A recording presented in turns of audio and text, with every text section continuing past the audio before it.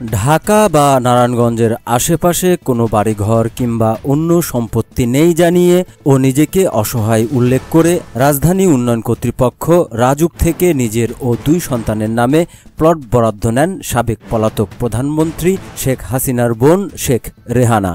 ক্ষমতার অপব্যবহার করে রাজুকের পূর্বাচল নতুন শহর প্রকল্পে সরকারি প্লট বরাদ্দ নেওয়ার অভিযোগে ক্ষমতাচ্যুত প্রধানমন্ত্রী শেখ হাসিনা সহ 23 জনের বিরুদ্ধে করা পৃথক 3 মামলায় সাক্ষীদের জবানবন্দিতে এ তথ্য উঠে এসেছে।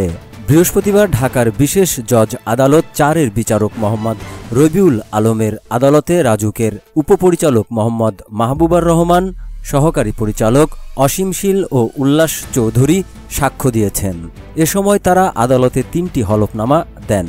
এসব হলফনামায় বলা হয়, আসামিদের ঢাকা শহর এবং এর আশেপাশে ফ্ল্যাট বাড়ি থাকা সত্ত্বেও তারা মিথ্যা হলফনামা রাজুকে দেন। সেখানে তারা জানান, ঢাকা বা নারায়ণগঞ্জের আশেপাশে তাদের কোনো বাড়িঘর নেই বা অন্য কোনো সম্পত্তি নেই।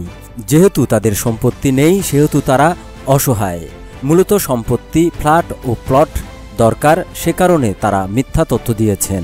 দুদক প্রসিকিউটর খান মোহাম্মদ মইনুল হাসান লিপন এসব তথ্য গণমাধ্যমকে নিশ্চিত করেন। একটি মামলায় শেখ রেহানা, টিউলিপ ও শেখ হাসিনা সহ আসামি 17 জন। আসামিরা পলাতক থাকায় তাদের বিরুদ্ধে গ্রেপ্তারি পরোয়ানা জারি করা হয়েছে।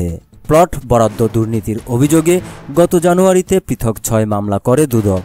মামলায় সাবেক প্রধানমন্ত্রী শেখ হাসিনা, ছেলে সজীব ওয়াজেদ জয়, মেয়ে সাইমা ওয়াজেদ পুতুল, বোন শেখ রেহানা, রেহানার মেয়ে ও British MP Tulip Rizwana Siddiq, ছেলে রাদওয়ান মুজিব সিদ্দিক ও অন্য মেয়ে আজমিনা সিদ্দিক সহ আরও অনেককে আসামি করা হয়।